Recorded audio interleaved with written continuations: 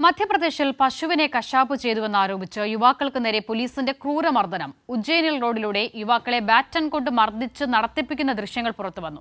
യുവാക്കളെ കൊണ്ട് ഗോമാത എന്ന് വിളിപ്പിക്കുന്നതും ദൃശ്യങ്ങളിൽ കാണാം.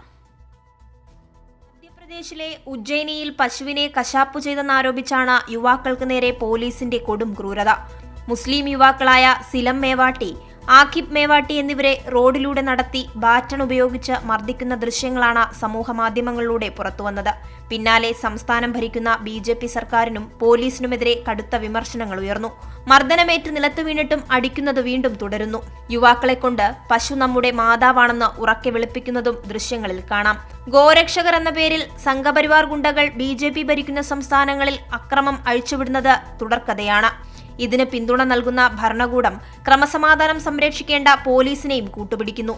അതേസമയം യുവാക്കളെ മർദ്ദിച്ച പോലീസിന് അഭിനന്ദനം അറിയിച്ച് VHP ബജറംഗ് ദൾ പ്രവർത്തകർ രംഗത്തെത്തിയിരുന്നു. ക്രൂരകൃത്യത്തിൽ പങ്കാളിയായ SI ഉൾപ്പെടെയുള്ള ഉദ്യോഗസ്ഥരെ പോലീസ് സ്റ്റേഷനിലെത്തി മാലയിട്ട് വരവേറ്റു. BJP ഭരിക്കുന്ന സംസ്ഥാനങ്ങളിൽ ന്യൂനപക്ഷങ്ങൾ നിരന്തരമായി മർദ്ദിക്കപ്പെടുന്നത് ആശങ്കയുണർത്തുന്നതാണെന്ന് പ്രതിപക്ഷ പാർട്ടികൾ ആരോപിക്കുന്നു. കൈരളി ന്യൂസ്, ദില്ലി.